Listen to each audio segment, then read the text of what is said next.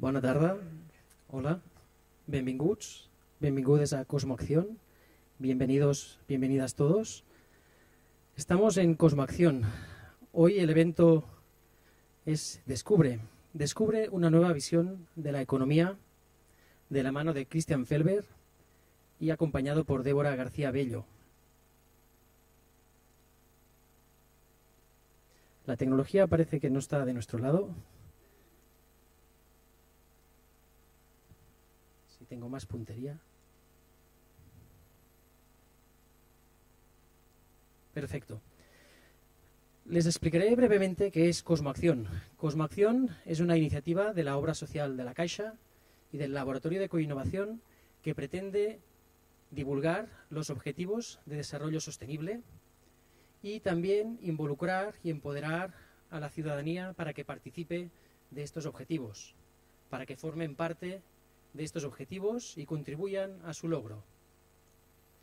Por lo tanto, los pilares básicos de Cosmoacción son la sostenibilidad, lógicamente, la ciudadanía, los jóvenes, que nos interesa especialmente que participen también en el proceso, la innovación y la ecoinnovación y la ciencia ciudadana.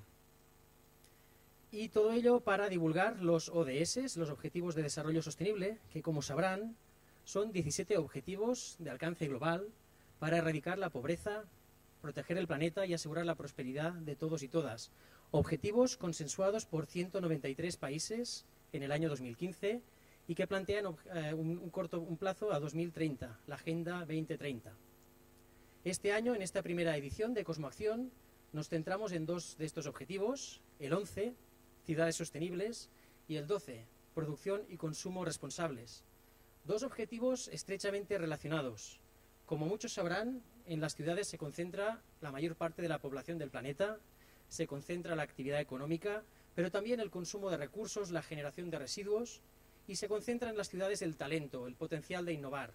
Por ello es normal que sea importante, sea relevante que en las ciudades encontremos nuevas soluciones para cambiar el modo en que funcionan los sistemas de producción y consumo para que sean más sostenibles. Además, este año en Cosmoacción queremos reflexionar en torno a esta pregunta. ¿Cuál es el papel de la ciudadanía en un futuro urbano, conectado y sostenible? Esta pregunta nos parece relevante.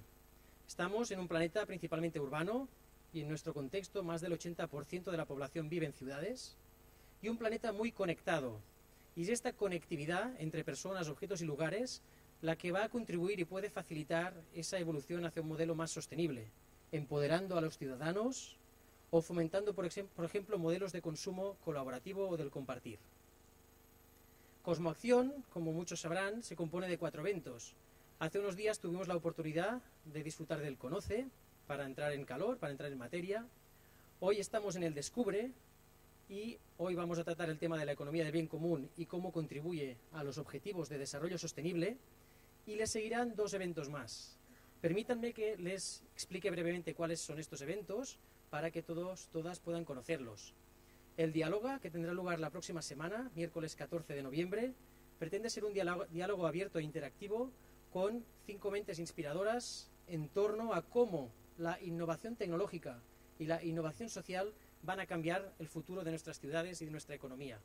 Contaremos con Tomás Díez, director del Fab Lab Barcelona, Elena Barracó, con una amplia trayectoria en impulso desde el mundo local, desde la administración local a la sostenibilidad, Javi Creus, fundador de Ideas for Change, Cecilia Tam, icono de la emprendeduría y la innovación en Barcelona, fundadora de Makers of Barcelona, y Pampa García, que va a ser la persona que va a moderar este diálogo y que es la redactora jefe de la agencia SYNC, del Servicio de Información y Noticias Científicas de alcance estatal.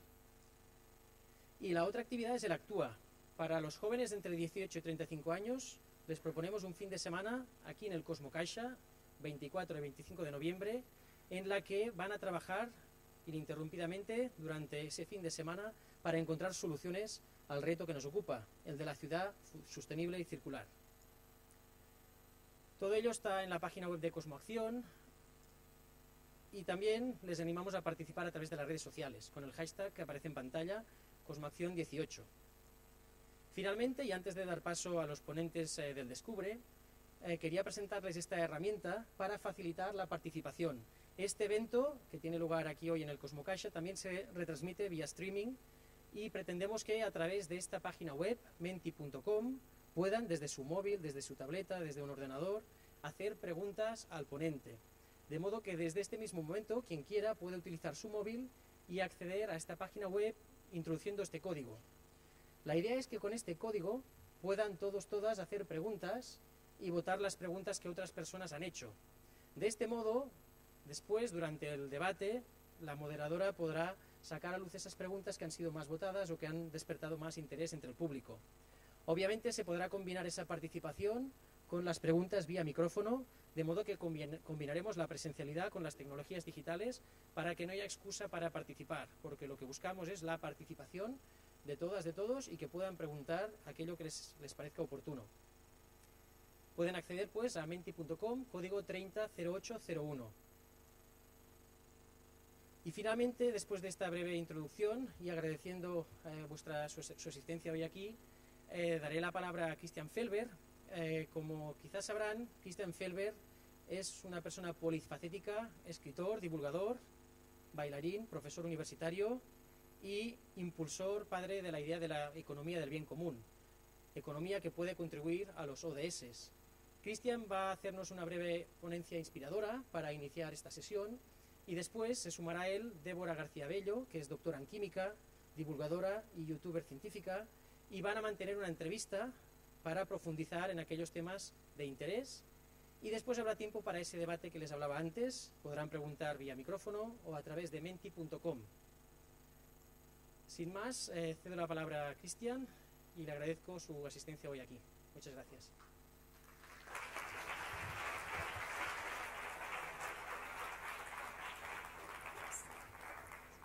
Gracias.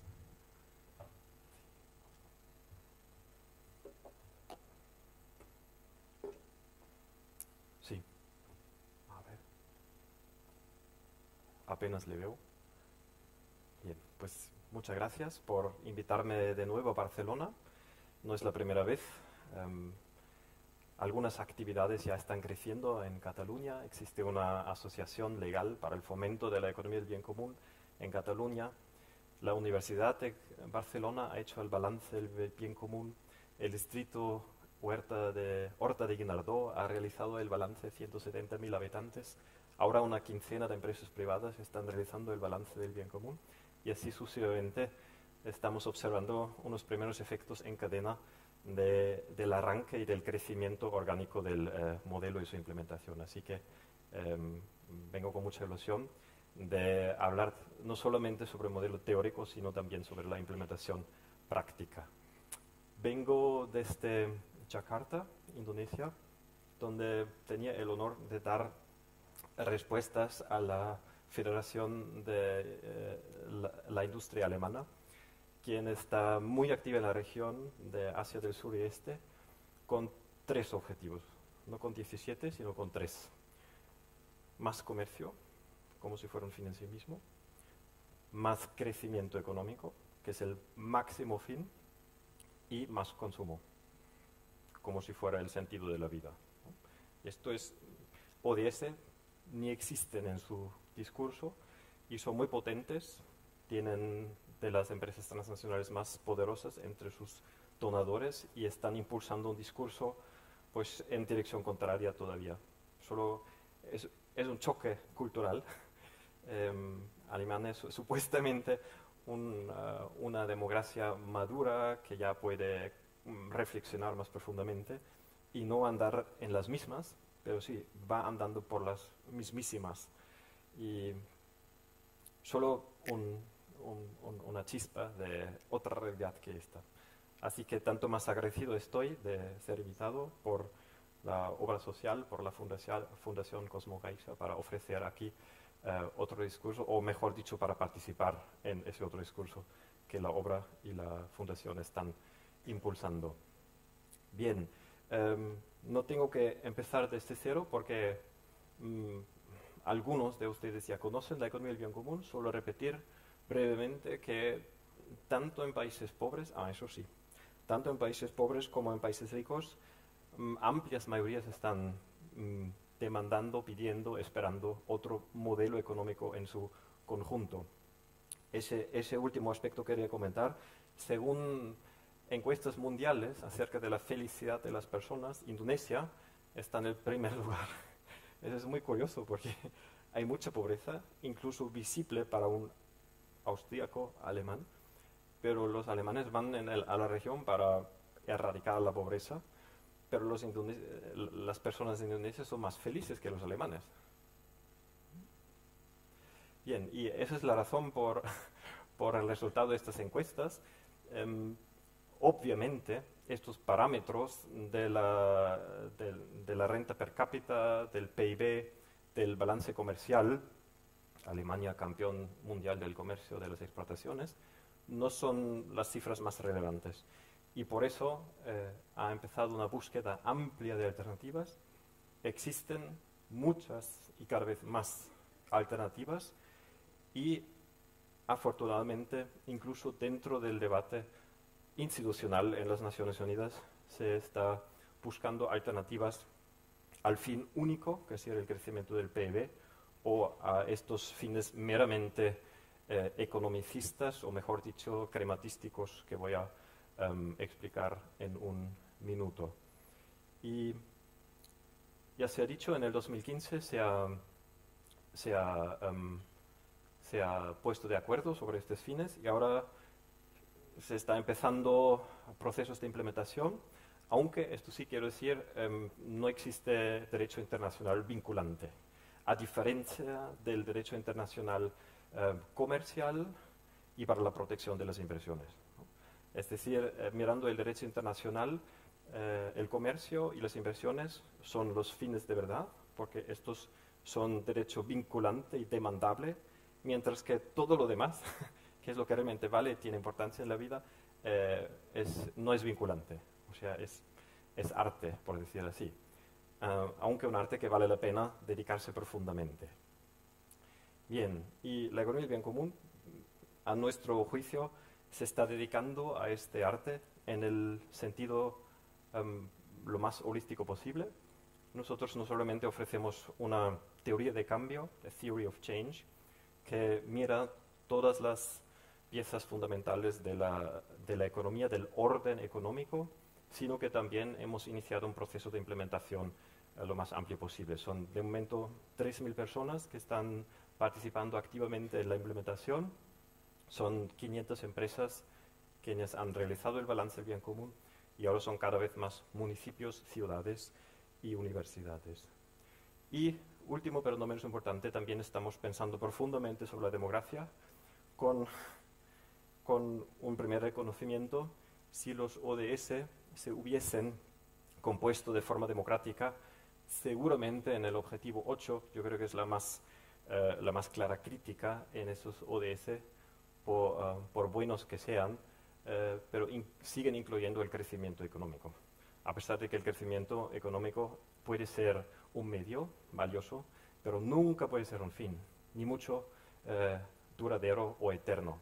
Pero sí está incluido y eso es una de las debilidades que se debe al proceso formalmente democrático, porque se han puesto de acuerdo los gobiernos, pero si se hubiese consultado a los ciudadanos, yo estoy totalmente convencido de que no estaría incluido el crecimiento económico como un fin de la humanidad.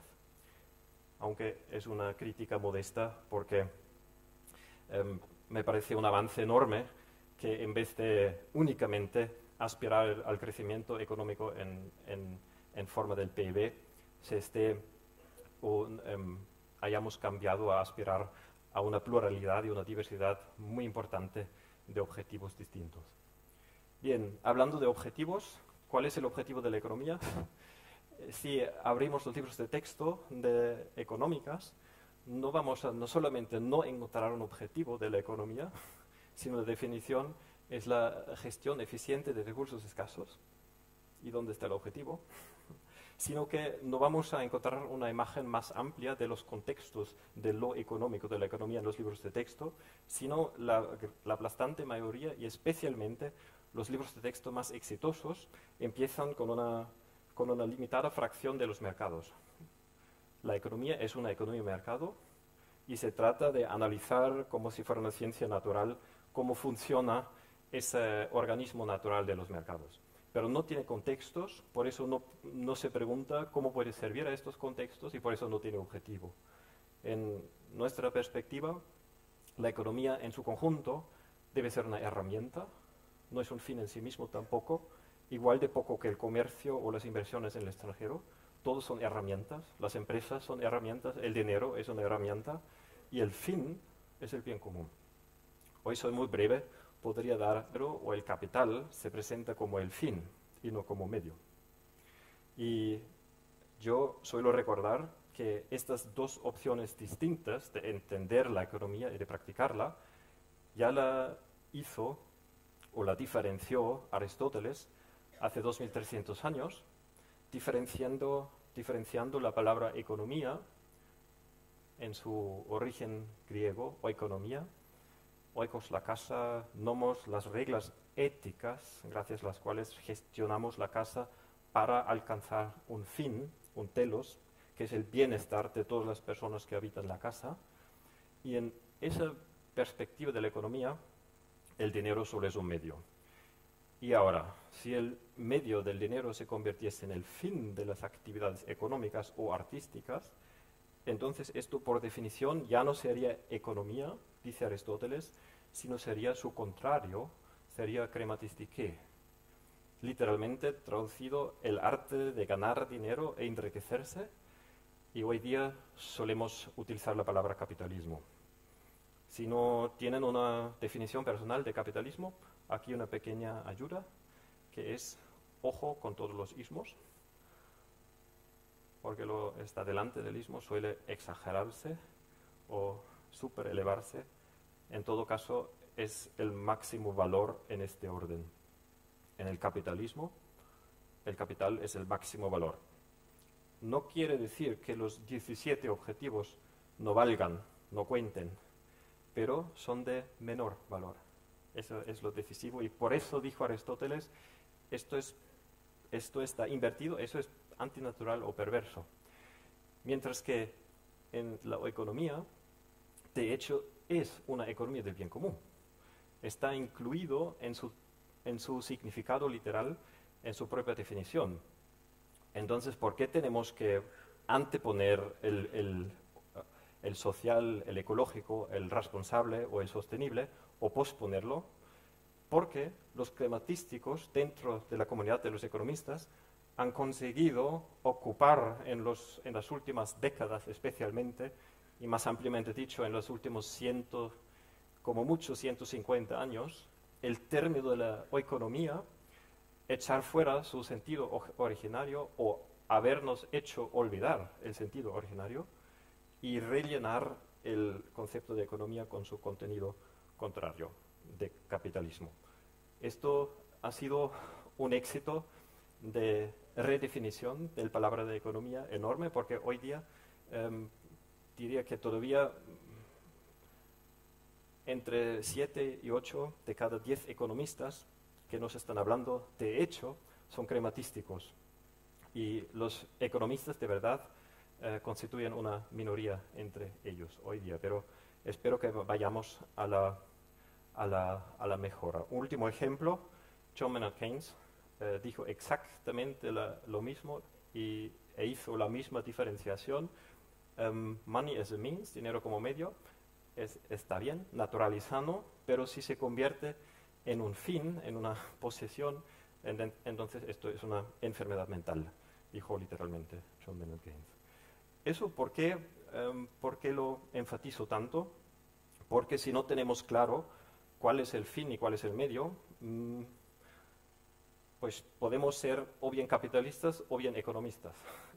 Esta diferenciación de que el capitalismo es el contrario de la economía, esto me parece un reconocimiento absolutamente valioso que debería figurar en los capítulos de introducción de todos los libros de texto, desde administración de empresa hasta comercio internacional. Solo para saber que tenemos la elección y la Constitución hebrea podría decir alternativamente toda la actividad económica sirve al crecimiento del capital. pero no lo dice, porque se ha decidido en contra de la crematística y del capitalismo y se ha decidido a favor de una economía de verdad, que por definición es una economía del bien común. Y la todavía mejor noticia es que esto es una regla sin excepción en las democracias modernas y contemporáneas. No hay constitución que legitimara el capitalismo como el orden económico constitucional. Solo existen y nos constan constituciones que instauran la economía del bien común como el estado constitucional de las cosas. Ahora bien, ¿por qué esto es tan relevante? Porque solo si sabemos cuál es el fin, podemos medir el éxito de nuestras actividades económicas correctamente. A ver eso. El éxito lo solemos medir correctamente de acuerdo con el alcance de nuestros fines. ¿De acuerdo o no? ¿O sería más correcto medir el éxito de acuerdo con los medios disponibles? O incluso a través de la acumulación de los medios. ¿Cómo medimos el éxito correctamente? Yo creo que el éxito lo tenemos que medir a través del alcance de los objetivos, que primero tenemos que definir. Pero si ya hemos definido que el bien común es el objetivo, entonces esto es un error de método, porque no estamos midiendo el alcance del objetivo. Estamos midiendo la disponibilidad de los medios o incluso la acumulación, la maximización, en el peor caso, de los medios. Esto es un error de método. Y en una economía de verdad, la medición del éxito tendría que funcionar así. Esto no es incorrecto en la crematística, ¿no? En el capitalismo. En el capitalismo esto es correcto, pero en la economía no. En la economía tendría que ser así. Y si ahora piensan, bueno, limpiamente diferenciado, es lingüista el señor Christian Silber, pero, y no es economista, que es cierto, porque lo que se presentaba como economía o ciencia económica en las universidades, cuando yo tenía que tomar la decisión que estudiar, la ciencia crematística no me atraía en absoluto. Fue la razón por la que yo no me fui economista, y no lo soy. Pero sí, siempre me he interesado por la economía, y hoy me considero un economista de verdad. Y pongo estas preguntas, porque me interesa en el fondo, y quiero tocar fondo, desde el comienzo del pensamiento económico. Y algunos podrían objetar ahora, bueno, Aristóteles, cuando vivía, y las constituciones, papel bastante seco y casi muerto, pero no, tenemos varias encuestas, a mí me constan de al menos 3 países, Alemania, Gran Bretaña, y la aplastante mayoría de las personas encuestadas prefieren que se reemplace el PIB por un juego de indicadores más amplio.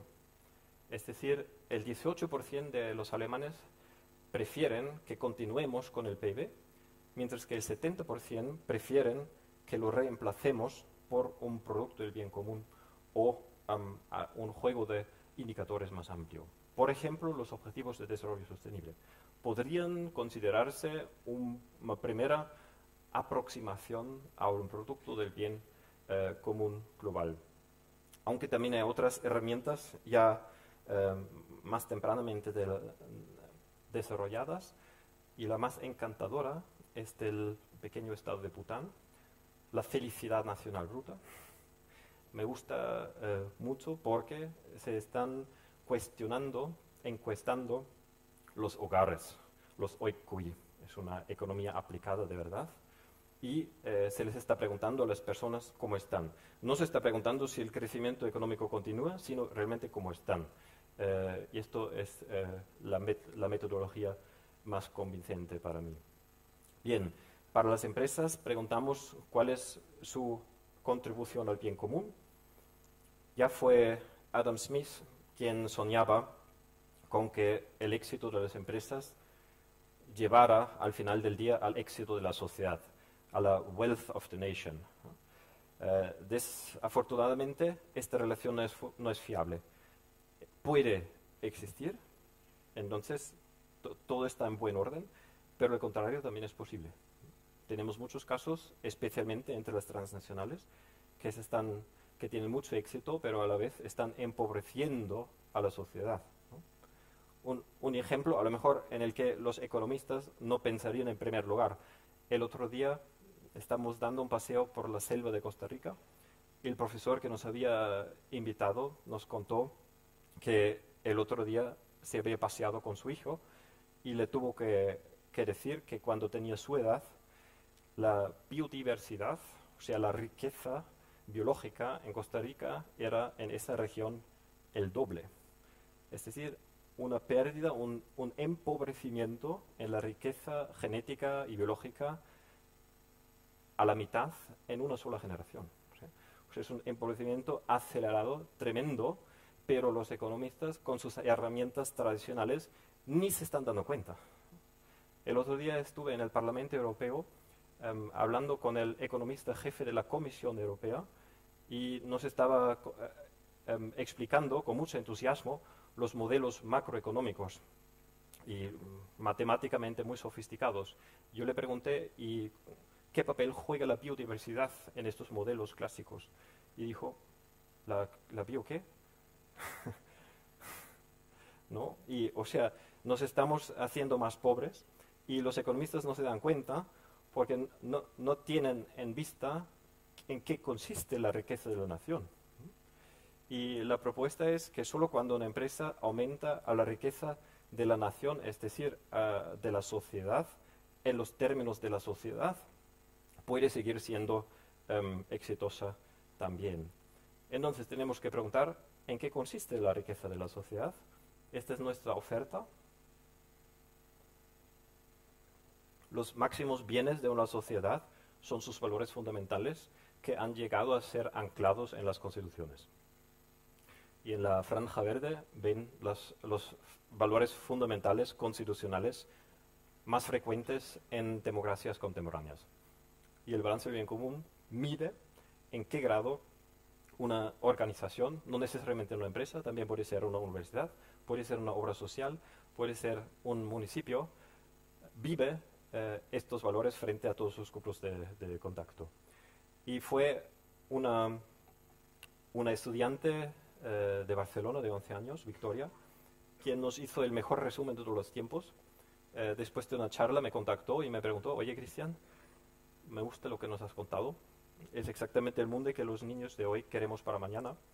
Y solo para saber si te he entendido bien, yo he entendido que el balance del bien común mide si el producto o el servicio de una organización que ofrece, aporta a la sociedad, tiene sentido, en el sentido de satisfacer necesidades básicas, cuál es su impacto medioambiental y en el clima mundial, qué de humanas son las relaciones y condiciones laborales, cómo distribuye la riqueza creada conjuntamente y cómo se toman las decisiones.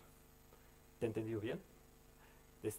Yo dije, muchas gracias Victoria, con tu permiso voy a utilizar tu resumen en mis apariencias públicas, porque es la más exacta que he escuchado en mi vida. Por supuesto, detrás hay un manual de 100 páginas, ¿no? Y más aspectos con escalones de alcance, pero lo que más nos importa, porque ya existen varios informes de sostenibilidad, existe el GRI, existen las empresas B, existe el Global Compact, también nacido desde las Naciones Unidas, pero ninguna de ellas, con excepción de las corporaciones B, tiene un resultado medible, comparable y vinculable a incentivos legales.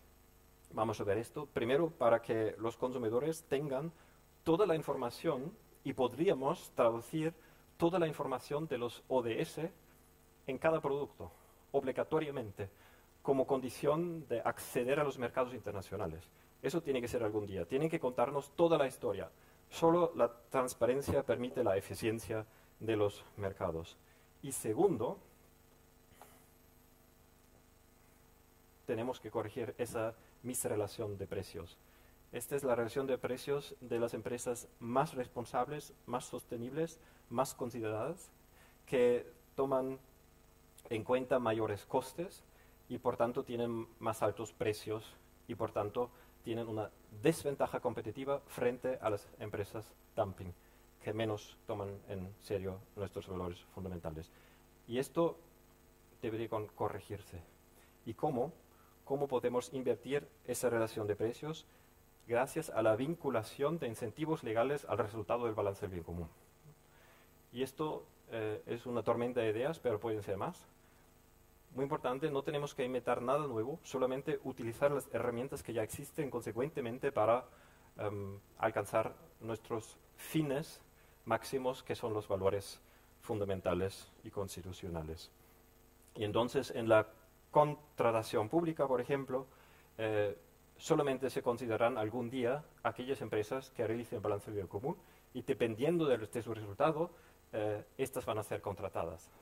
Las empresas entre ellas se empezarán a preguntar, por favor, enseñarme el balance del bien común y dependiendo del resultado voy a cooperar con la una o con la otra. En el comercio internacional, las empresas más justas gozarán del más libre comercio y las menos justas del menos libre comercio. Y los bancos del futuro, por supuesto, antes de realizar el examen del riesgo financiero, que también es necesario, pero antes realizarán el examen del riesgo ético. Porque, en primer lugar, nos interesa qué efecto tiene una inversión en el medio ambiente, en el clima, en la cohesión social, en la distribución de la riqueza, en la democracia, entre la relación de los géneros, en la dignidad del ser humano. Y solo cuando estos valores fundamentales no son dañados, y solo cuando nuestros bienes comunes no se expropian a través de actividades crematísticas, solo cuando nuestras actividades son económicas en vez de crematísticas, los bancos y las bolsas del futuro van a financiar estas actividades económicas a condiciones tanto más favorables cuanto mayor la contribución de estas inversiones y las empresas correspondientes al bien común. Bien, algunas empresas pequeñas ya están empezando. Y tomamos la foto hace 5 años y fue una profecía, ¿no? Y hoy día las primeras empresas que realizan el balance del bien común lo están practicando, o sea, no en carteles, sino en sus relaciones comerciales particulares con otras empresas. Y el resumen más técnico es este.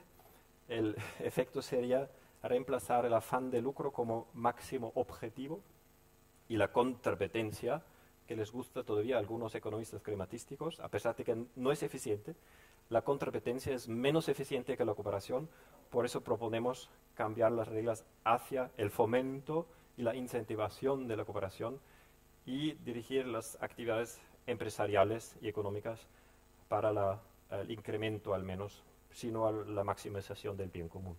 Esto sería una dirección alternativa de las actividades económicas a la de hoy, mientras que las reglas de juego de hoy fomentan e incentivan las deficiencias humanas que estamos observando de forma preocupante en los mercados globalizados, en una economía del bien común, aquellos líderes y aquellas organizaciones que vivan consecuentemente las virtudes humanas serán recompensadas y por tanto estos comportamientos y esas decisiones, esas elecciones se difundirán en la misma manera que hoy día se están difundiendo los comportamientos desconsiderados y antisociales. Bien, y teniendo congruencia entre las leyes de mercado y los valores de la sociedad, esto es el núcleo del modelo, pero el modelo es mucho más amplio y con el motivo del ODS 11 y 12, ahora especialmente 12, quiero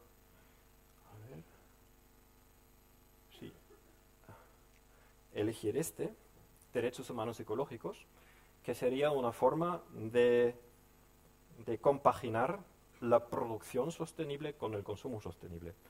Y la idea de derechos humanos ecológicos parte de una serie de trabajos preliminares. Primero, el trabajo del Stockholm Resilience Center acerca de un científico destacante, Johan Rockström. Se ha definido the planetary boundaries, los límites biofísicos del planeta. Y partiendo de este trabajo, una economista inglesa, Kate Raworth, ha creado la rosquilla, la famosa rosquilla. Y su libro Economía Rosquilla la recomiendo calientemente. Ella es una economista de verdad, verdad. ¿Y cuál es el mensaje? ¿No? El mensaje es, por un lado, somos 8.000 millones de personas que tenemos nuestras necesidades básicas, cuyo cumplimiento, cuya satisfacción está dentro de, dentro de diversos objetivos de desarrollo sostenible. Si los 8.000 millones de personas satisfacemos nuestras necesidades básicas, esto es un límite mínimo de consumo de recursos medioambientales. Es el límite social, el anillo interior. Menos de eso no podemos consumir porque violaríamos nuestros derechos humanos básicos. El límite exterior es el límite ecológico. Más de eso no podemos consumir porque alteraríamos la salud del planeta. La buena noticia es que nos queda todavía ese corredor seguro, safe space, dentro del cual podríamos manejar la economía, es decir, el grado de consumo de toda la humanidad. Si la economía reconociera su propia definición, la gestión eficiente de recursos escasos, pues empezaría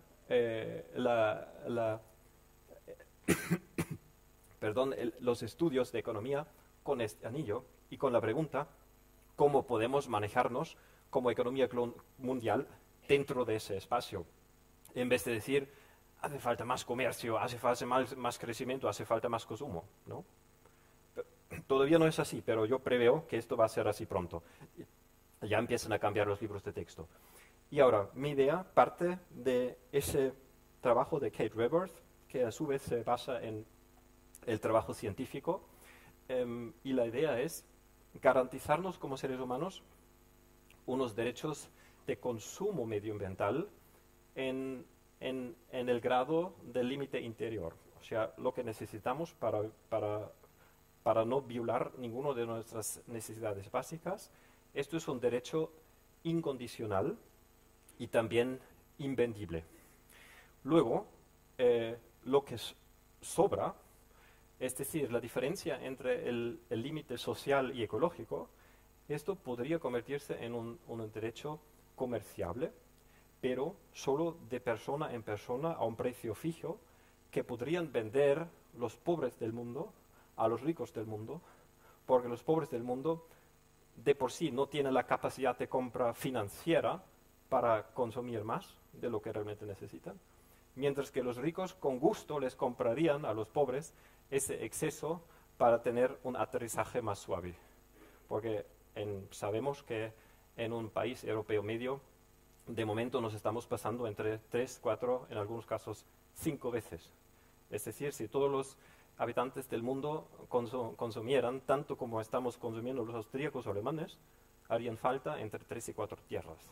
O sea, nos estamos pasando un montón y tenemos que reducir no la calidad de vida, tampoco la felicidad, pero sí el consumo de recursos medioambientales en un 70, 80, incluso un poco más del 80%, ¿no? Y esto sería una idea de derechos humanos ecológicos, cómo podríamos aterrizar un poco más suavemente y a la vez redistribuir riqueza y capacidad de compra financiera a los pobres del mundo. Es una idea entre muchas. Y a mí esa idea, porque algunos enseguida piensan en ecodictadura, que va el absoluto contrario, eso es una idea liberal. ¿Por qué? Por 2 motivos. Porque una política liberal aspira a conceder los mismos derechos y las mismas libertades a todos. Y imagínense que estos fueran votos políticos. Hoy estamos de acuerdo que todos tenemos un voto. Y no son los listos que tienen 3 o 4 votos y los tontos que tienen medio voto. ¿Por qué no? Porque la dignidad es el máximo valor. Y la dignidad manda que todos recibamos un voto. Porque tenemos el mismo valor como seres humanos, como ciudadanos. Por eso tenemos los mismos derechos. Tenemos un derecho de voto en las elecciones o votaciones. Y lo mismo podría ser en el consumo ecológico. Como los recursos ecológicos son un bien escaso, lo tenemos que repetir lo más justamente posible y podría ser a través de derechos ecológicos iguales. Y ven, esos son los niveles de consumo. Hay muchos países, yo creo que la tercera parte de los países, donde el consumo por cabeza está por debajo del límite de sostenibilidad global. A lo mejor los parlamentos no van a ser muy dispuestos a decidir o tomar este tipo de decisiones. Por eso la economía del bien común está pensando en el desarrollo y la profundización de la democracia. Y a lo mejor en la conversación podemos profundizar en este aspecto, solo para dar una primera respuesta anticipada, cómo podríamos implementar este tipo de ideas algún día. De momento estamos enfocando en el crecimiento del movimiento, porque es un movimiento social, empresarial y ciudadano que ofrece a los más diversos actores sociales una posibilidad de participar. A la cabeza están las empresas. Empezamos con 12, hoy son 2.300, 500 han realizado el balance bien común, desde el sector de la agricultura, pasando por todas las formas legales de las empresas, empresas sociales, hasta incluyendo los bancos. De momento son 3 bancos que han realizado un balance del bien común. Este de Múnich, con 700 empleados, es un banco medio, acaba de recibir un premio de sostenibilidad por ser el primer banco en Alemania con balance del bien común. Pero la orientación al bien común no es nada nuevo. Y eso quiero recordar con un ejemplo de España. Este es fruto de una obra social de una caja de ahorros. Y las cajas de ahorros empezaban como entidades sin ánimo de lucro. Beneficio financiero, sí, no hay problema, pero no es el último fin, sino es un medio para luego alimentar las obras sociales. Empiezan cada vez más los municipios y algunos de los primeros provienen de España.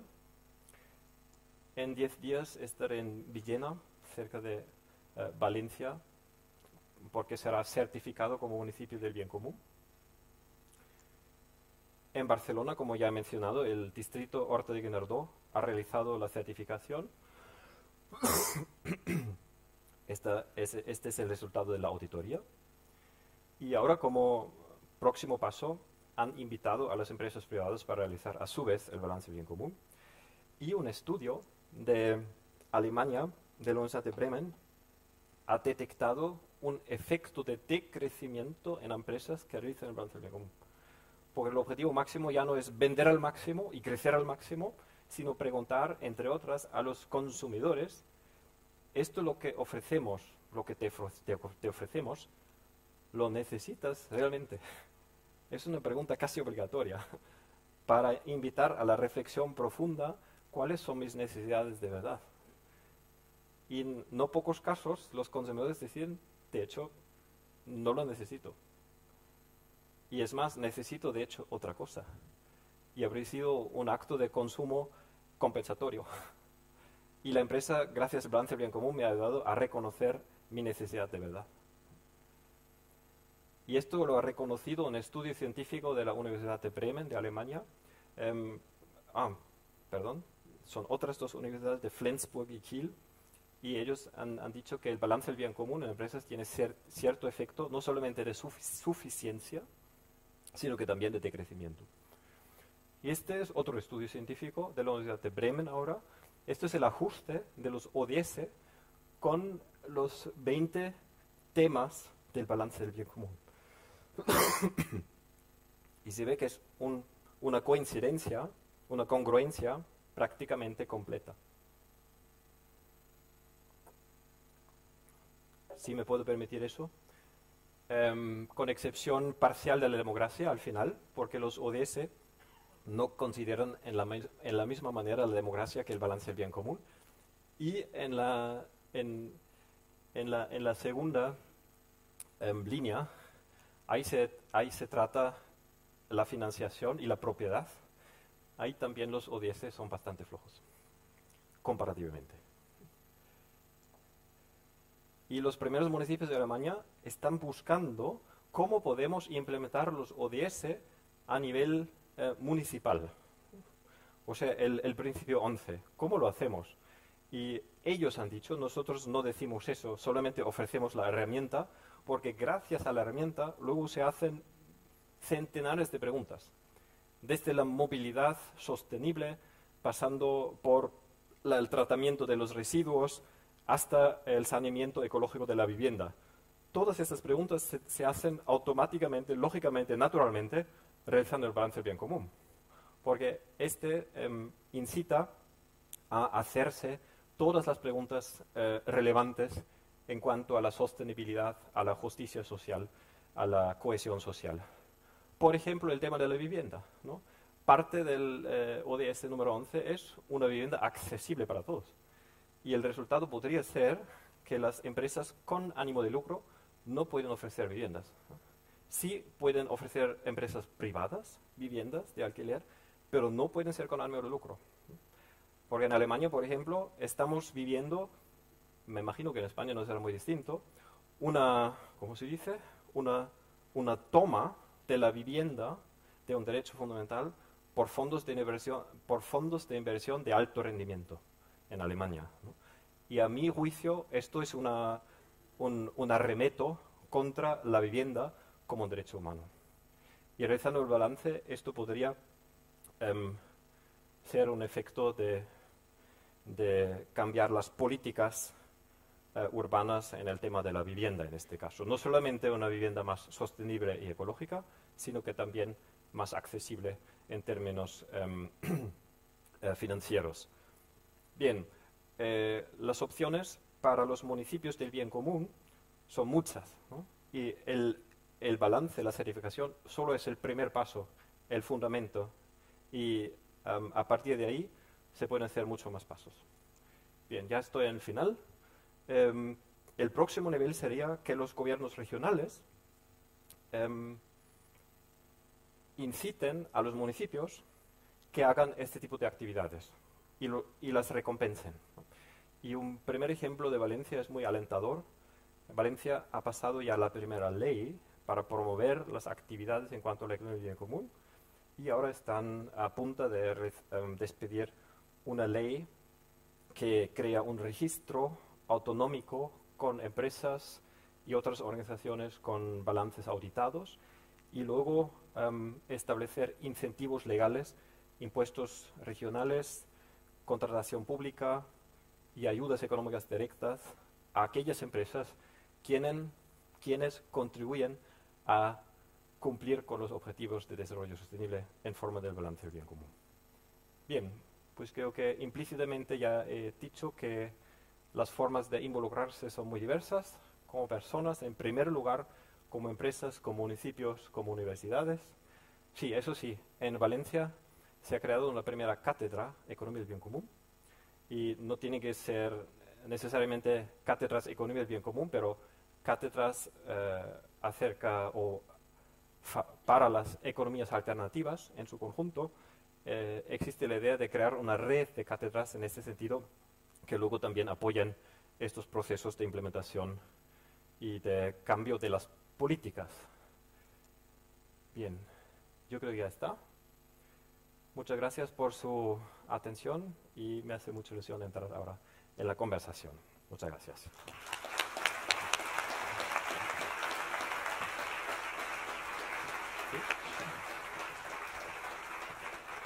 Nos sentamos. Gracias.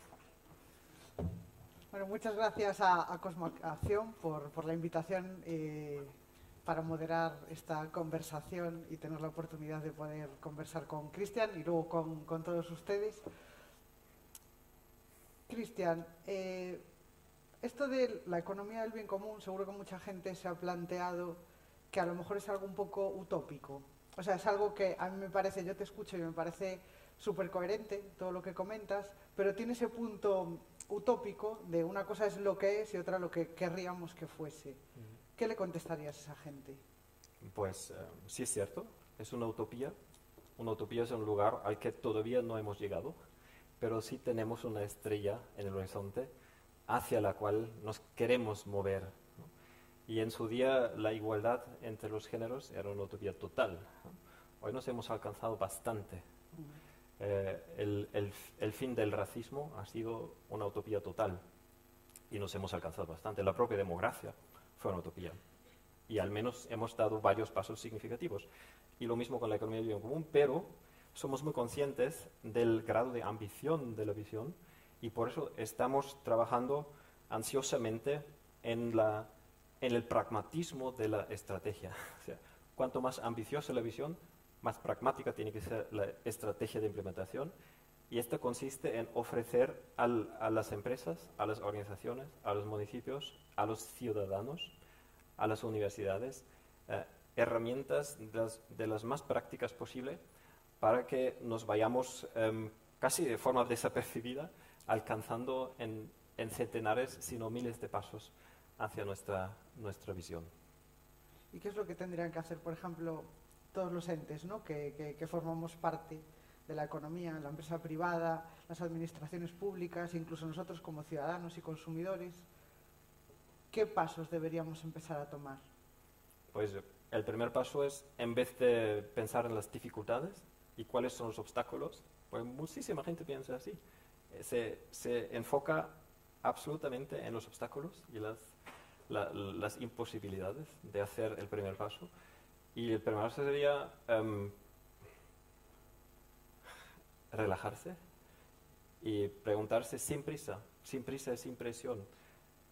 ¿Existen posibilidades de que yo contribuya a algo? ¿Cuál es mi margen de maniobra? ¿Cuál es mi poder? ¿Cuáles son las opciones que yo podría aprovechar? ¿Cuáles son las co-creaciones mías que puedo contribuir? Muchos de los elementos que ahora estamos ofreciendo no se han pensado desde el inicio. De hecho, en el inicio solo fue un modelo teórico. Pero desde el inicio la visión atraía a más y más emprendedores y empresarios al inicio.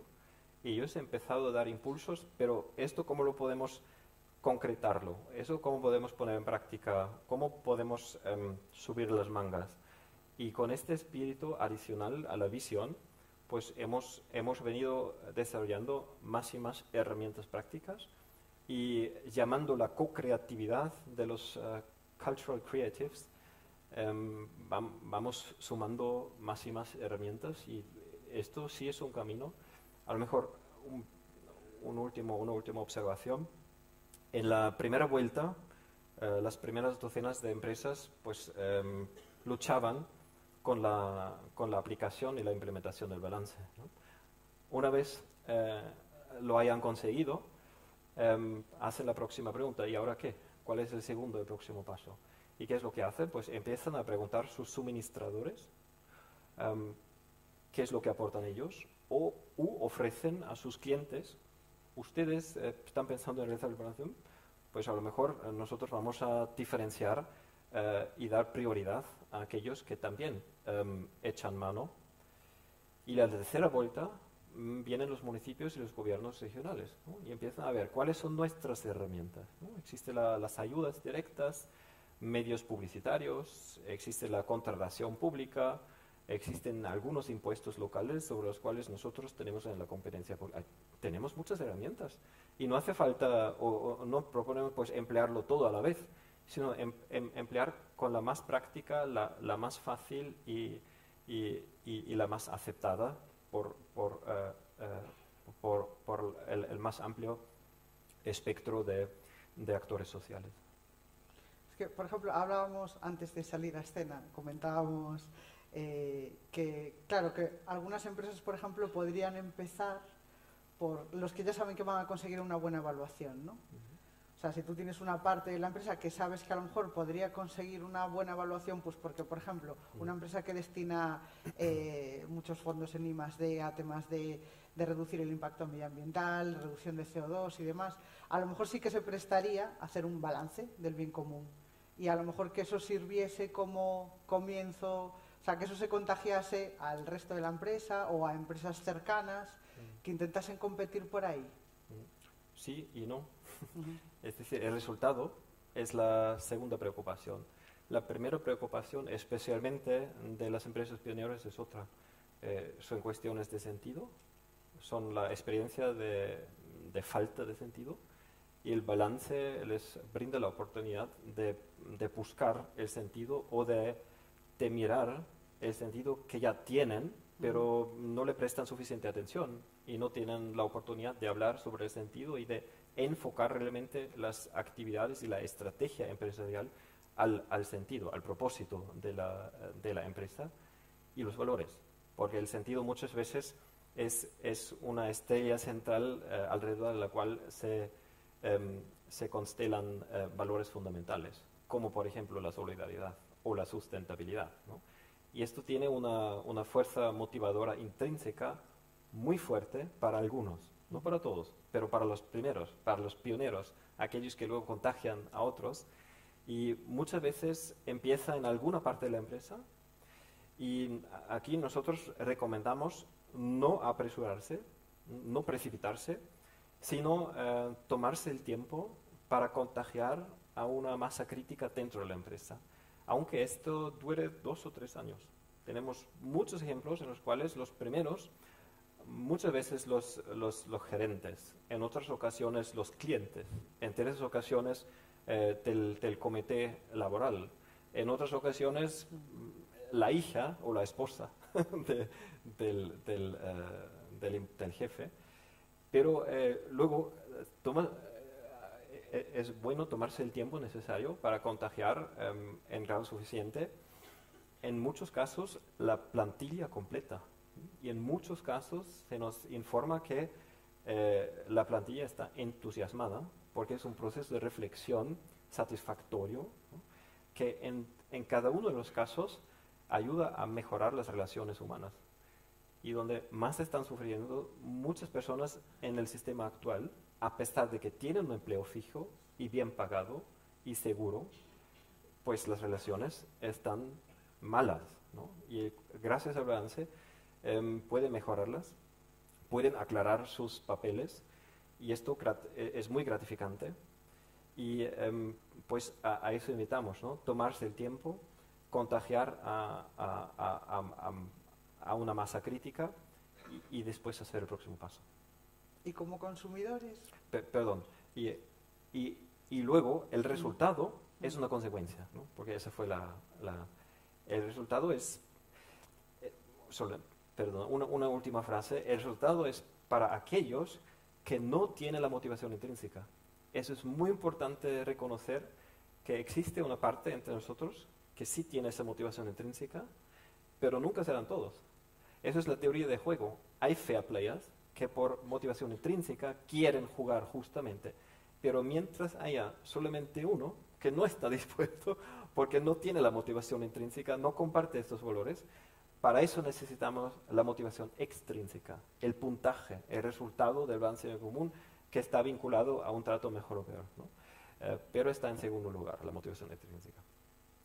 ¿Y los consumidores? Claro, los consumidores, por ejemplo, ese puntaje de una empresa o un producto, ¿no?, que se somete a ese balance y obtiene una buena puntuación, pues claro, como consumidores nos facilitaría el trabajo, porque claro, yo desde el punto de vista de consumidora, muchas veces, incluso cuando vas al supermercado, no sabes qué producto escoger, si a lo mejor estás muy concienciado con el tema medioambiental, por ejemplo, o con el tema de la salud, o con el tema de cómo se comporta una empresa, es muy difícil escoger bien, porque no conoces las tripas de todas las empresas que están detrás de los productos que compras.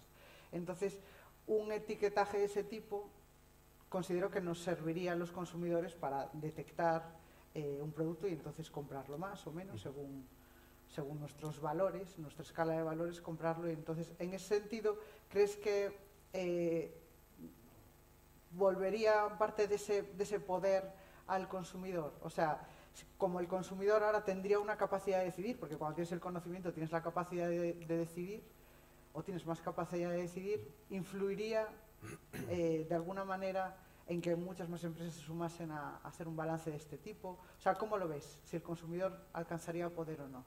Poder o incluso soberanía son 3 aspectos. Primero, el sello no es el sentido o el hueso del modelo, el núcleo del modelo, sino es una expresión lógica del modelo, que también crea la transparencia necesaria para los consumidores. porque los mercados no son la selva salvaje, sino los mercados, por definición, son un bien público. Y las empresas que quieren acceder, las empresas que son personas legales, personas jurídicas, creadas por el Estado de Derecho Democrático, así que el Estado de Derecho Democrático no solamente les da derechos y responsabilidades a las personas legales, estamos hablando de las personas legales, sino que también define qué es un mercado y las condiciones de acceso al mercado.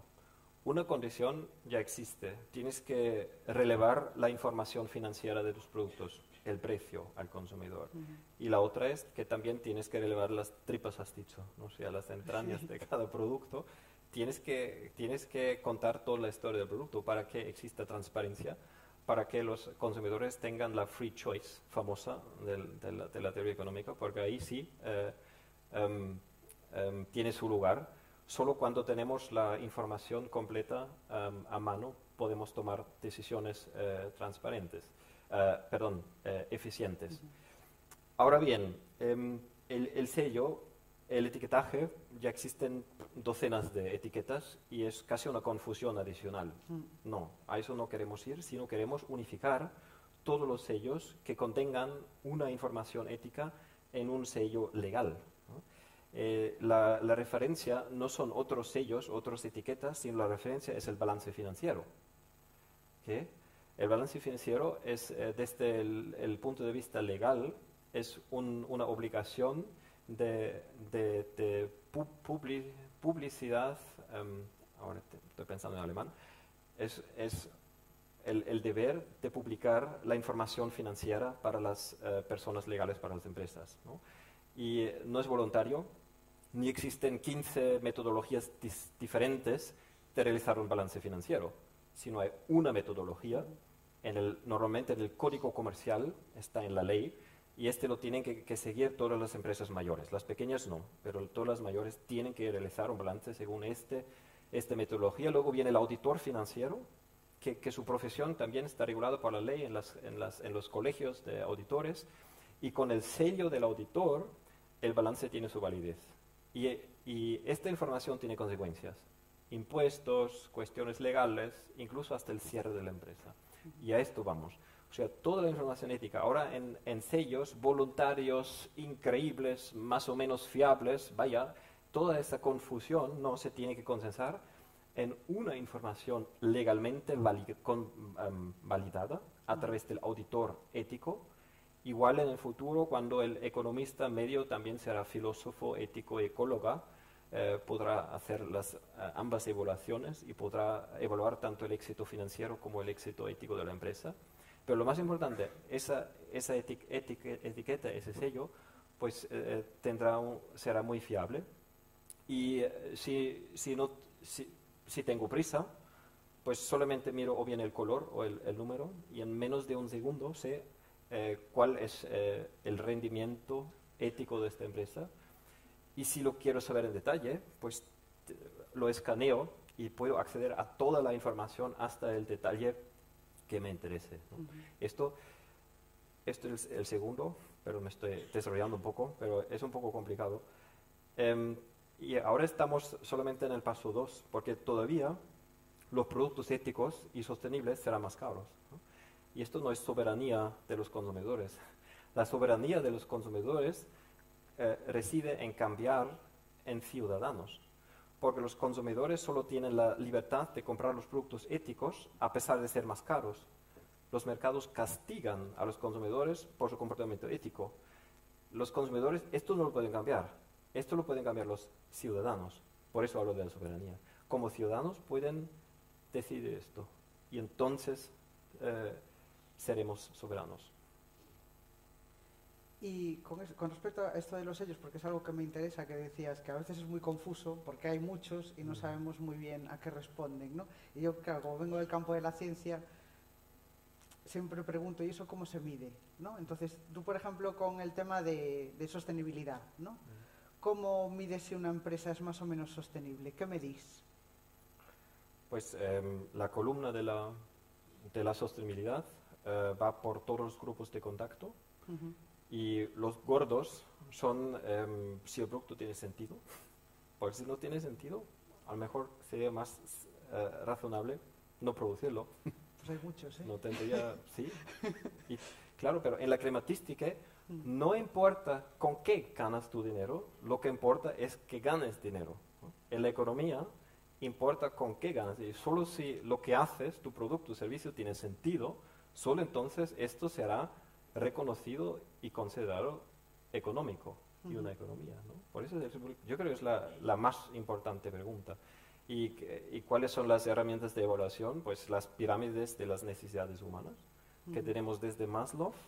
La más reciente que estamos utilizando nosotros es de Manfred Max Neff de Chile, pero hay otras y siempre es una síntesis de varias. Pero hay un consenso progresivo cuáles son las necesidades humanas básicas y cuáles no. Y en ninguna figura el dinero. El dinero es una estrategia, un medio, ¿no? El crecimiento económico no es ninguna necesidad, ¿no? Por eso, también desde el punto de vista de la ciencia humana o de la psicología, vale la pena recordarnos cuáles son nuestras necesidades básicas. Y esto acarrea otra buena noticia. Estas son exactamente las mismas en todo el mundo, porque pertenecemos a la misma especie. Así que aquí no vamos a crear un conflicto de valores entre culturas, porque todos tenemos las mismas necesidades básicas. Bien, y luego hay más herramientas como, por ejemplo, la huella ecológica de un producto, o al menos la huella de carbono.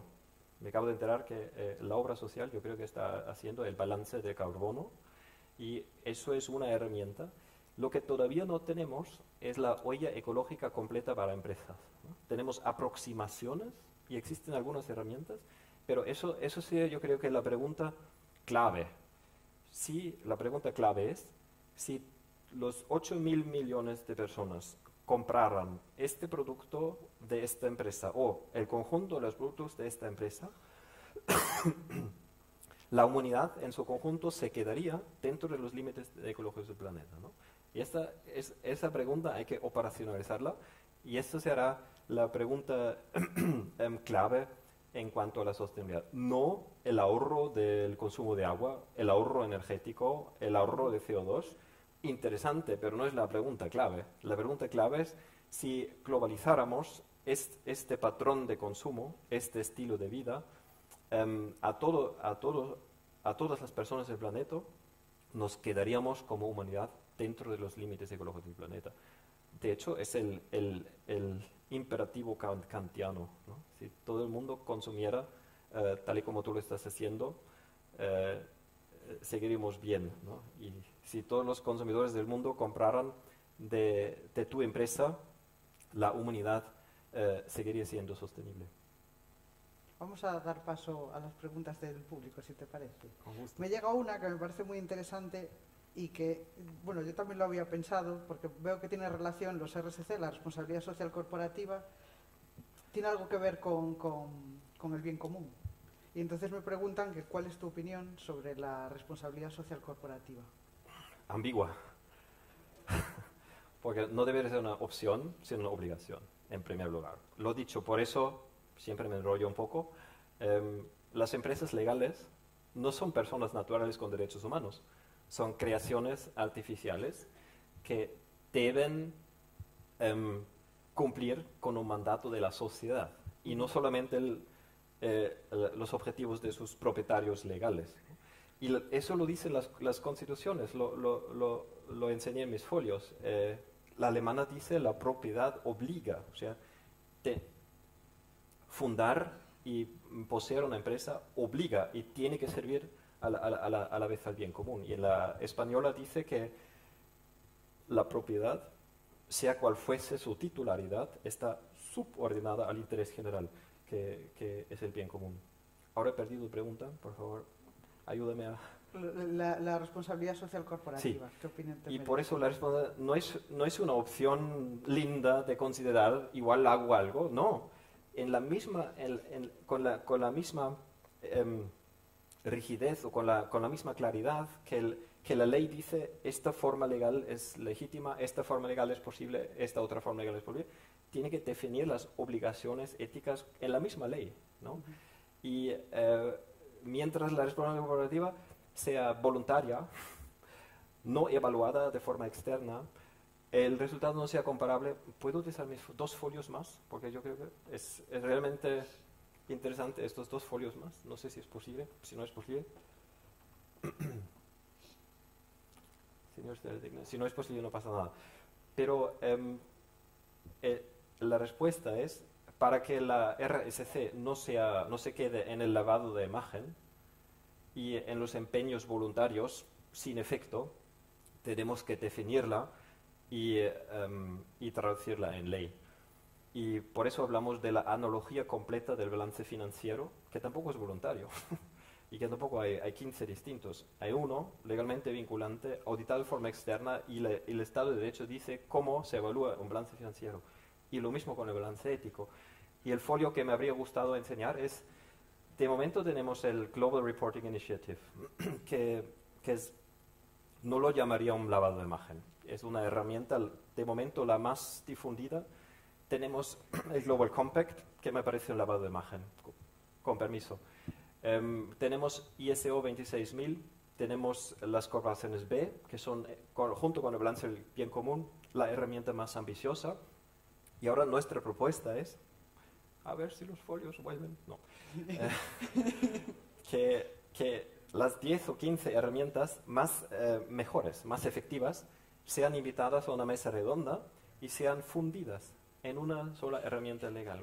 Las mejores partes de cada una de las herramientas serán integradas en el balance ético universal, ¿no? Esto es responsabilidad corporal.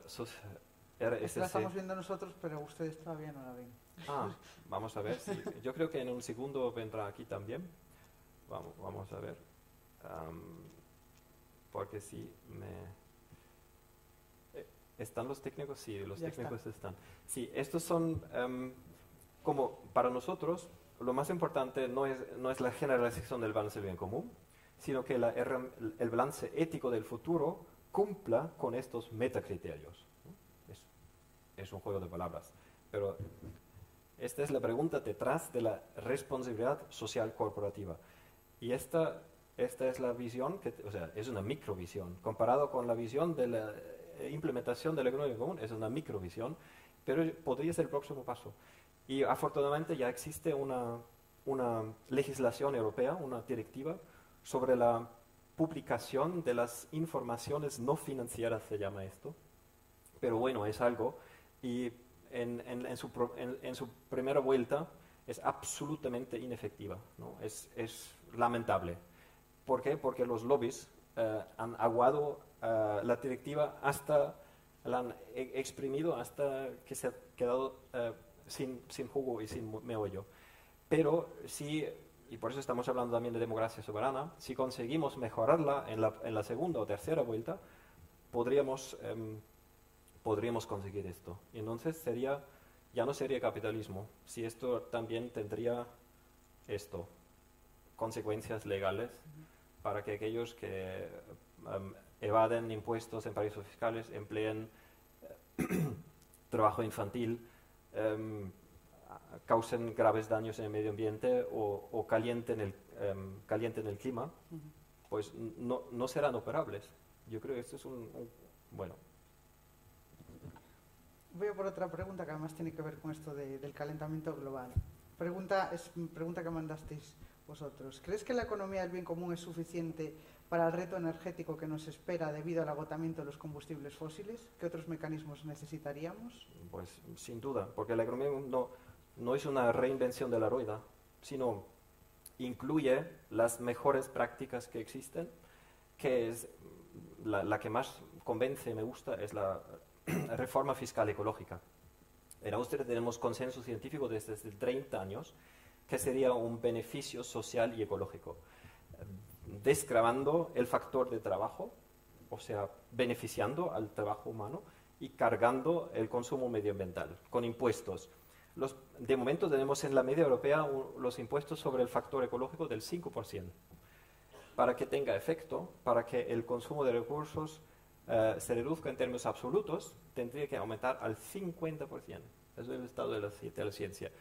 eso sería beneficioso, porque crearía más empleo y una distribución de la riqueza más justa y reduciría en términos absolutos el consumo medioambiental de la economía nacional austríaca, ¿no? Entonces, a eso me estoy refiriendo, porque son estudios científicos.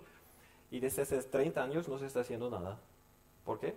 Porque la democracia no funciona, ¿no? Existe un consenso en la ciencia, existe un apoyo mayoritario en la población, pero el gobierno decide otra cosa. Pero serio, yo creo que hay una solución absolutamente lógica, convincente.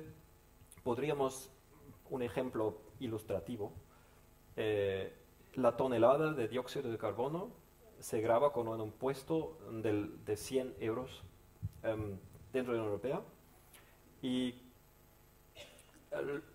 con aquellos otros países que hacen lo mismo, seguimos el libre comercio, y contra aquellos otros países que no lo hacen, pues ponemos un arancel ecológico del mismo tamaño, de 100 euros, ¿no? Esto es una herramienta que solo apoya, no lo he inventado yo, pero la economía incluye lo que ya existe. Perdón.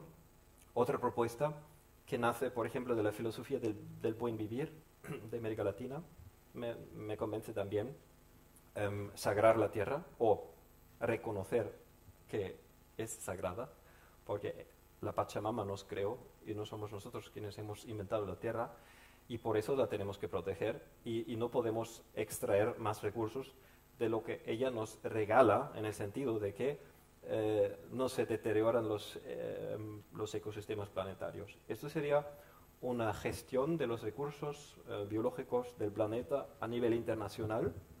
Estoy totalmente a favor. No utilizar los mercados como mecanismo de poner un precio a los recursos y de distribuirlos, ¿no? Ahí los mercados yo creo que son la peor herramienta para distribuir de forma eficiente, en el sentido ecológico, los recursos. Más vale una gestión democrática de los recursos. Me gusta, es una parte del modelo, pero años de luz de implementación, ¿no? Me gustan apelar a los consumidores, ¿no? Consuman menos, ¿no? No vayan en coche, no tomen el avión, no coman carne, todo bien. Pero por todo esto, no veo que ninguna de las herramientas vaya a ser implementada o vaya a tener el efecto deseado. Por eso lo que más me gusta es la idea de los derechos ecológicos humanos, porque es lo más directo. Cada persona es al 100% responsable de los efectos de su estilo de vida. Y los mercados podrían luego funcionar como una herramienta si la demanda ecológica en su conjunto se queda dentro de los límites ecológicos. Los mercados reaccionarían y los mercados darían la señal a la empresa: si ofrecierais productos de alto impacto ambiental, nadie tendrá la capacidad de comprarlos. Así que o reducís la huella ecológica y medioambiental, o vais a ir a la insolvencia. De hecho, acabas de contestar una pregunta que habían enviado precisamente sobre eso, sobre el valor de los productos ecológicos, de cómo iba a influir a la hora para los consumidores, si algunos productos iban a volver inaccesibles por los precios que alcanzarían si esto se implantase, claro. O sea que ya acabas de contestar a eso. Le damos oportunidad a la gente, si alguien quiere hacer una pregunta en vivo y en directo, le podemos acercar un micro. ¿Alguien se anima? Sí, hay por allí un par de manos alzadas. Buenas noches. Usted ha enseñado que al sistema de ponderación que se ha desarrollado ya participan unos 9.000 empresas, ciertas personas y administración pública. Mi pregunta es sobre la repartición geográfica de estos. Le explico la razón de mi pregunta. A veces me parece que esta preocupación ética de la manera en que está desarrollada es una preocupación muy implementada en Europa, y tengo un poco la duda si en otra parte del mundo muy activamente económicamente, pienso en Estados Unidos y a China, esta preocupación está presente también, y si entonces si hay actores americanos o chinos que se juntan también a este sistema. Sí, pues varios aspectos de mi respuesta. Primero, la iniciativa de momento aspira al ámbito legal de la Unión Europea, porque no está pensado ser una herramienta para todo el mundo y no hace falta porque queremos desarrollar y ofrecer una herramienta a los Estados miembros de la Unión Europea. Primero, eso implica que si en América Latina, por ejemplo, se desarrolla un balance del buen vivir, está bienvenido y que sea un proceso democrático, participativo, endógeno, autóctono, que puede tener otro resultado, ningún problema. Lo mismo puede ocurrir en Asia con la felicidad empresarial bruta, o sea, una herramienta para empresas que realmente ahora mismo están desarrollando derivada de la felicidad nacional bruta, está ocurriendo. Y puede ser el balance de Ubuntu en África, ¿no? Y si los resultados son distintos, o fueran distintos, no habría problema porque no hace falta entrar en libre comercio mutuamente. Pero si existiera la voluntad de comerciar libremente, entonces naturalmente estos balances se ajustarían y entrarían en un proceso de convergencia. Nosotros lo anticipamos y invitamos a personas de todo el mundo, o sea, sí han participado personas de Estados Unidos, de Asia, de Australia, pero somos comparativamente jóvenes. Tenemos exactamente 8 años y somos un proceso de abajo arriba. Empezamos con 0 euros y esto es un trabajo de alta calidad, de alta responsabilidad. Así que hay que invertir bastantes recursos para que la herramienta sea en la calidad debida. Y ahora nos estamos abriendo prácticamente el mundo entero. En Yakarta no solamente hablé con la Cámara, con la Confederación Industrial Alemana, sino también fundamos el campo de energía, así llamamos los grupos locales de Asia Sureste. Así que naturalmente participarán. Tercera respuesta, nosotros somos ahora el ejercicio preliminar a la luego herramienta legal. Para que sea una herramienta legal, debe, o al menos esto es nuestra proposición, debe añadirse un proceso democrático altamente participativo para que la herramienta final, si es que será mundial, tendrá la representación necesaria que usted insinúa. Bien, y último, de momento, lamentablemente, deplorablemente, tenemos un derecho económico internacional, especialmente en el seno de la Organización Mundial del Comercio, que es vinculante, demandable, obligatorio para 175 países. A pesar de las posibles diferencias culturales, el problema es si se pusiera a votación democrática las leyes existentes de la Organización Mundial del Comercio, yo estoy casi seguro no tendría una mayoría de democracia en ninguno de sus países miembros. Son acuerdos de los gobiernos, ¿no? Pero solo quiero señalar que ya existen leyes que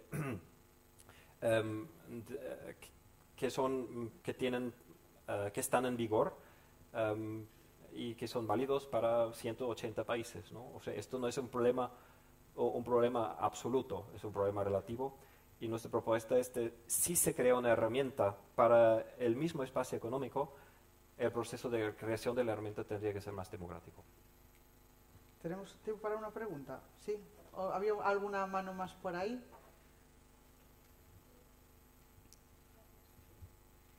Hola, gracias, Cristian. Encantada por esta presentación. Yo quería hacerte una pregunta relacionada con el límite planetario. Nos has dibujado el límite planetario y luego encima una rosquilla que estaba limitado por un lado por las necesidades mínimas básicas humanas y por el otro las necesidades ecológicas. Y por suerte ahí hay una rosquilla que sería un poco nuestra rosquilla de sostenibilidad. Y la historia básicamente, pues bueno, se centra en moverse dentro de esa rosquilla. Estoy completamente de acuerdo con ese análisis y con ese modelo, pero hay una cosa que me preocupa enormemente, que es que este análisis, tal como yo lo he entendido, es un análisis de una fotografía estática de este momento. Entendiendo por estática que es una fotografía que contempla una población humana, como tú muy bien dices, de 8.000 millones de personas, pero si tiramos 7 años atrás, en 2011, eran 7.000 millones de personas. Por tanto, la rosquilla era una pedazo rosquilla.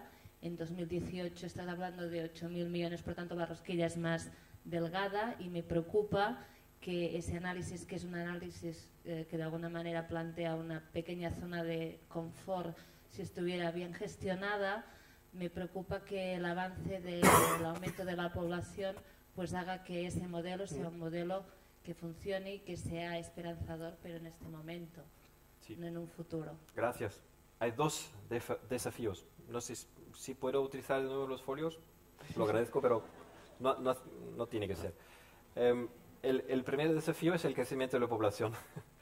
Y a medida que la población crezca, la dinámica que mencionas, el anillo exterior va acercándose al interior, en el peor de los casos, o si el crecimiento de la población es continuo, lo va a cruzar. Y entonces tenemos un gordo que consiste en que o bien violamos los derechos,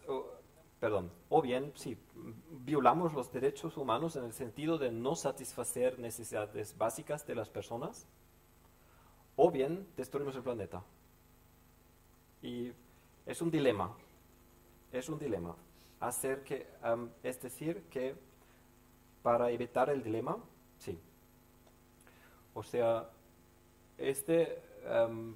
porque de momento el planeta nos da no solamente lo que necesitamos, los 8.000 millones, sino que nos da más, ¿no? Se podría interpretar, o bien podríamos ser 10.000 millones o 12.000 millones, o bien los 8.000 millones pueden consumir un poquito más de lo que necesitamos para sobrevivir y a lo mejor vivir bien, ¿no? Si la población crece, este límite se acerca al interior, y cuando lo cruce, el dilema se hace palpable. Y como tarde, entonces, y esa es la retencia, una vez implementada la idea, entonces tendríamos que empezar a reducir la población absoluta de la humanidad, ¿no? Y no tengo una propuesta para ello, solo tengo una primera idea que hasta la fecha, porque es tan eléctrica,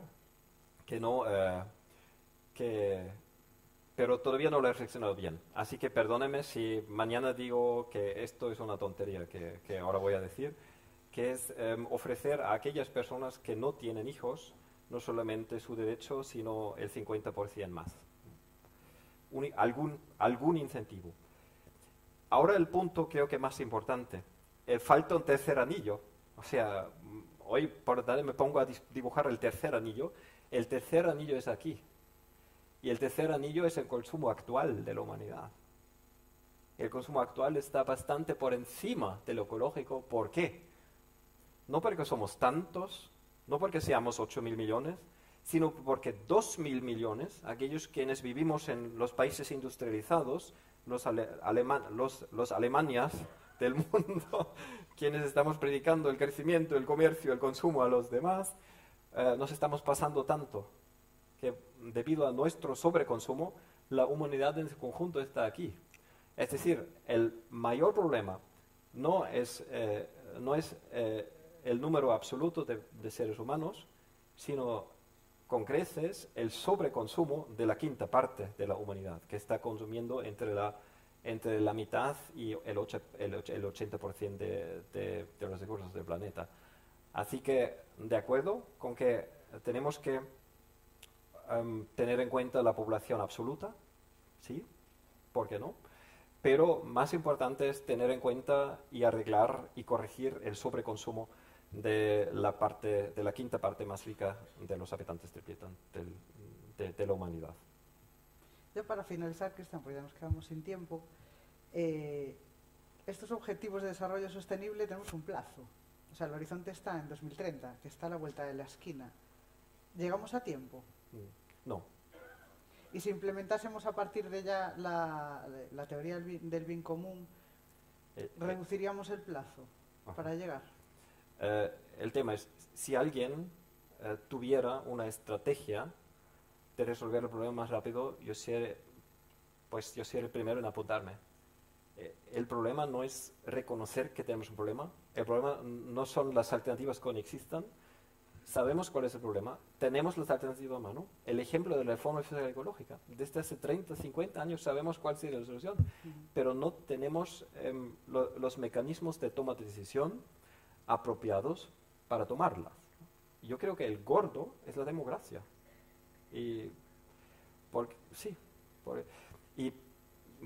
Porque yo insisto cada vez más, hoy no tanto, porque me he enfocado en los objetivos 11 y 12, pero la última consecuencia de todas mis charlas, no importa si son sobre el sistema monetario y financiero, sobre el orden comercial mundial, sobre la economía, siempre la última consecuencia es que si no transformamos la democracia y tomamos las decisiones de otra forma, no vamos a ser más rápidos en la salvación del planeta. Y a eso quiero añadir, porque me parece que ya nos estamos acercando al final. A lo mejor algunos de ustedes han esperado que yo voy a dar más recomendaciones prácticas de no comer carne y no tomar el coche. Yo tengo mis graves dudas de la electromovilidad, por ejemplo, porque solamente reduce perdón, las emisiones relevantes para el efecto invernadero, de momento solamente un 20%, que es muy poco, y aunque lleguemos al 50% en los próximos 10 años, es demasiado poco. Así que yo ni siquiera creo en la electromovilidad. Las fuentes de energía siguen siendo las mismas. Hasta que no cambiemos las fuentes de energía, da igual el uso que hagamos de ellas después. En ese sentido, por eso no hay reducción, ¿no? Sí, considerando todo el ciclo y contiene materiales que causan sangrías en África, ¿no? Tienen materiales raros, ¿cómo se dice? Tierras raras. Tierras raras. Tierras raras. Qué raro suena eso. Se llaman así. Sí. Así que tienen sus problemas, ¿no? O por supuesto, tomar el avión. Sí. Para estas personas sí tengo un sueño. Eso sí es un sueño que llevo soñando desde hace 20 años, pero no le he prestado suficiente atención. O no he tenido tiempo para dedicarme profesionalmente a él. Aunque realmente esto sería una profesión deseable para mí. Me estoy refiriendo a los desechos orgánicos de los hogares, en las ciudades. De momento se está coleccionando más o menos mal, más bien más mal que menos mal, incluyendo Viena. Y yo me crié en el campo, y en el campo muchos hogares tienen un compost, y si lo hacen bien, para mí es un tesoro, es la caja fuerte del jardín orgánico, el compost. Y para mí sería una profesión absolutamente deseable, de alto honor, la señora compostora o el señor compostor, que recoge los residuos orgánicos de los hogares, pero solamente de ¿cómo se dice? De una vecindad reducida, o bien va de puerta en puerta. Incentivos a aquellos quienes le entregan, pero solamente absolutamente limpiamente separada, y que no tenga más de 2 o 3 días, para que no empiece a descomponerse, para que no atraigan a los ratones y a las ratas.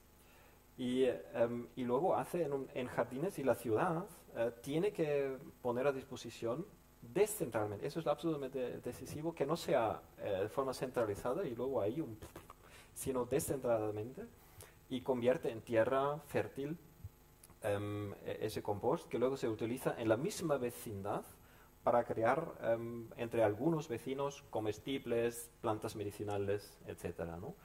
Y esto en la ciudad del futuro sería una profesión absolutamente noble. Tiene que ser bien pagada para que sea honrada por la misma sociedad.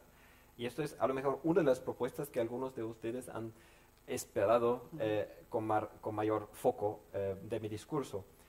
pero no lo he hecho aposta, porque mi mensaje principal es que estas iniciativas absolutamente necesarias y loables y efectivas, pero no serán suficientes y no nos acercarán con mayor velocidad a los límites del planeta desde su transgresión hasta su respeto, si no trabajamos al mismo tiempo el marco legal de la economía.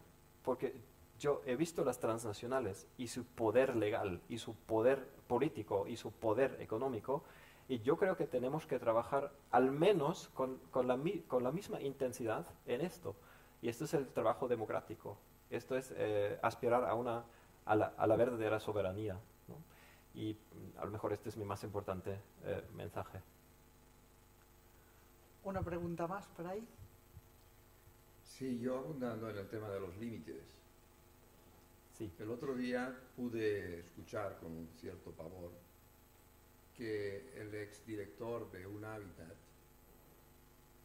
decía que habían calculado en esa organización que en África iban a crecer en 20 años la población en 2.000 millones de personas más. ¿Qué va a crecer, perdón? En 20 años, sí. 2.000 millones de personas.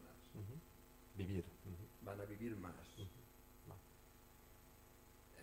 Naturalmente no hay organización que pueda ocuparse de esta cantidad de gente, sobre todo porque no hay organización urbana. Y no hay organización de ningún tipo porque los flujos de recursos no están bien repartidos. La primera pregunta es, ¿la economía del bien común tiene pensado una situación como esta? Y dos, abundando en la idea de la rosquilla, hay números, digamos, que también son muy preocupantes. Los límites que se plantean para poder alimentar de forma equitativa a la población mundial con las tierras emergidas factibles de ser cultivadas es para 10.500 millones de personas, según la FAO. A finales de este siglo se espera que la población llegue a los 11.000 millones de personas. Yo creo que has dado una cierta respuesta de que no tienes respuesta sobre esa situación límite, pero bueno, en cualquier caso, vuelvo a poner encima de la mesa esa preocupación y los ritmos para cambiar el estado de las cosas, entendiendo que son límites muy preocupantes. Pues sin duda, totalmente de acuerdo. Y trato de ser más breve, pero son preguntas complejas. Y empiezo con dos aspectos menores y después el aspecto principal. Los aspectos menores son la fertilidad de las tierras y su pérdida a marchas forzadas. De momento, el patrón principal de la agricultura está disminuyendo la fertilidad de las tierras y disminuyendo la biodiversidad. O sea, no se está empobreciendo. Eso lo están reconociendo cada vez más, y una muy buena señal es el Estado autonómico en la India, Sikkim, ha decidido como primer comunidad autónoma de la India abandonar al completo la agroquímica, ¿no? Es una muy buena, muy positiva señal. El balance del bien común recompensaría el aumento de la fertilidad de los suelos y el aumento de la biodiversidad. Y mientras empresas agrarias o lo que sea disminuyan la fertilidad del suelo o la biodiversidad, no solamente no conseguirían puntos positivos, sino les restaríamos puntos y irían a la insolvencia a la larga, si no cambian su patrón ecológico. Y lo segundo, el consumo de carne, ¿no? Mirando la superficie a disposición de la humanidad, el consumo de carne es uno de los gordos. Y el balance del bien común al menos incita a reducir el consumo de carne. Son los aspectos menores. Ahora el gordo. No creo que podamos inmiscuirnos en las políticas democráticas soberanas del África. El gordo es que ya lo hicimos en la época de la colonización, ¿no? Y los mayores problemas que tiene África son una secuela de la era colonial, ¿no? Eso es una deuda histórica que tenemos, y la podemos entender como deuda financiera, ayudar, y sobre todo una deuda ecológica y consumir menos. Pero sí, esto ya sería más ambicioso. Menos ambicioso sería dejar de dañar, porque seguimos dañando en muchos aspectos, incitando de esta forma la migración no voluntaria desde el África hacia el Euro y también la explosión de la población. 3 ejemplos. Exportaciones de armas. Si Europa es un proyecto de la paz, ¿por qué está exportando armas al África? Y las élites, es decir, nuestros gobiernos, parlamentos, obviamente no están absolutamente no dispuestos a poner coto a las exportaciones de armas al África. La gente, sí, sabemos que la gente, si pudiera tomar la decisión, puede la Unión Europea seguir exportando armas al África. Hay aplastantes mayorías en todos los países miembros, poner coto inmediato y absoluto a las exportaciones de armas fuera del proyecto de la paz, ¿no? ¿Y esto cómo se puede conseguir? Con democracia soberana. Porque con democracia soberana las decisiones importantes, exportar armas es un tema importante, se pueden decidir directamente a través de la población. Y esto sería una contribución significativa a la pacificación del continente y también al desarraigo de una de las causas de la migración involuntaria. Segundo, las relaciones comerciales. Hay mucha contrapetencia por parte de la Unión Europea, enmascarado por el libre comercio, que ya hemos eliminado muchas industrias incipientes en la África con el arma del libre comercio, que ha causado desempleo, miseria, migración involuntaria. Y el ejemplo más emblemático son las exportaciones de productos agrarios, ¿no? Que están causando que los hijos de los granjeros africanos no se hacen granjeros, sino migrantes, ¿no? Eso podríamos terminar de una vez, ¿no? Nuestros parlamentos obviamente no están dispuestos a hacerlo. Y tercero, las relaciones financieras. Podríamos condonar la deuda financiera de una vez, porque nuestra deuda histórica es con creces mayor que la deuda que los países africanos ahora tienen con nosotros. Y nuevos créditos, concederlos sí, pero solo bajo 2 condiciones. Que no tengan intereses, o sea, a interés cero, y que la población afectada tenga su voto en la aprobación de los créditos, ¿no? Que no se den al próximo dictador para su próximo palacio.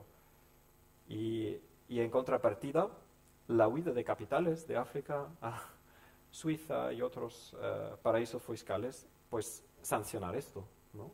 Y ahora sí, presionar a Suiza mientras tú ayudes a los dictadores de África de huir sus capitales en dimensiones de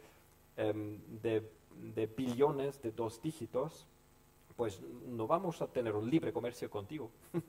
Páralo y vamos a comerciar libremente. Y seguramente el mal menor para Suiza es entrar en relaciones financieras honestas y democráticas y transparentes con los otros países que perder los lazos comerciales con sus vecinos, ¿no? Pero la población española, austríaca, alemana enseguida decidiría en esa dirección, pero los gobiernos siempre entrelazados entre sí, pues ni piensan en tocar estos problemas de verdad. Y en los 4 ejemplos, la solución es otra forma de democracia. Bueno, nos hemos quedado ya sin tiempo, nos hemos pasado un poquito. Os recuerdo que la semana que viene tenemos otra cita aquí, el día 14, que es el miércoles. Cristian, ¿quieres terminar con alguna frase, algo que quieres que recuerde toda la gente que nos acompaña hoy? Bueno, igual olfatear, porque la democracia soberana no solamente es un eslogan, sino es otra herramienta. Y a lo mejor si tenéis curiosidad, informaros en esa dirección con la Asociación Catalana o con las páginas web internacionales. empezar en la familia, en la vecindad, en la asociación, empezar desde abajo. Pero pensarlo, creer que es posible, hablar de ello, y algún día nos llegaremos a la visión. Pues muchísimas gracias, Cristian, y muchísimas gracias a todos vosotros. Gracias.